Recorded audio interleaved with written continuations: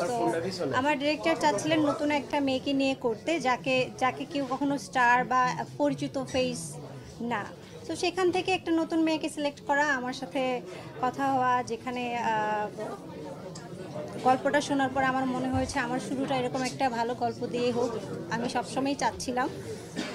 এই তো আমাকে প্রথমত গল্পটা খুব টেনেছে, এবং আপনারা যখন সিনেমাটা দেখবেন আপনারাও সেই একই কথা বলবেন যে একটা ডিফারেন্ট স্টোরি, ডিফারেন্ট গল্প আমরা পাচ্ছি, যেটা আমাদের ইন্ডাস্ট্রিতে এর আগে হয়নি।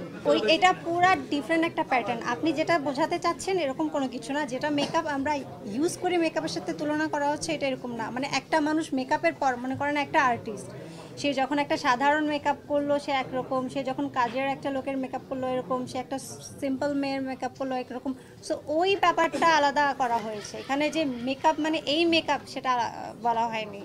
না, আমরা যখন নর্মালি কোনো আর্টিস্ট বা যে কেউ যখন গল্প তার কাছে আসে, সে গল্পটা শুনে করতে চায়, এই ব্যাপারটা তো আর্টিস্টের কাছে নেই যে এরকম হতে পারে ওরকম হতে পারে।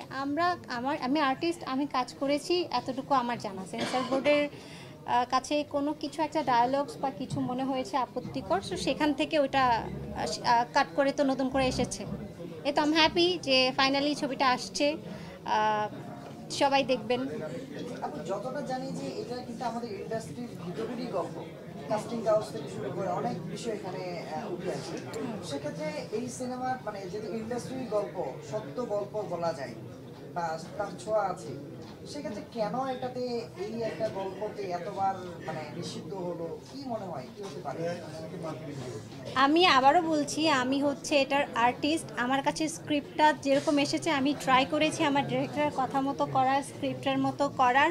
বাকিটা কিছু ডায়লগসের জন্য হয়তো বা ওনাদের আপত্তি ছিল।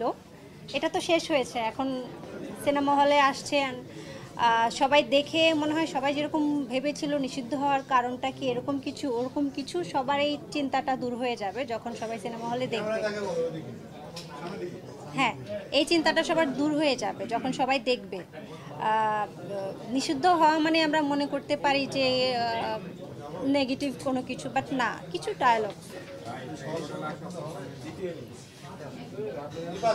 আমরা দেখেছি যে অনেক নায়িকারা হচ্ছে যে প্রডিউসার নিয়ে আসে, সেখানে কিন্তু অনন্য মামুন অনেক বড় একটা পরিচালক।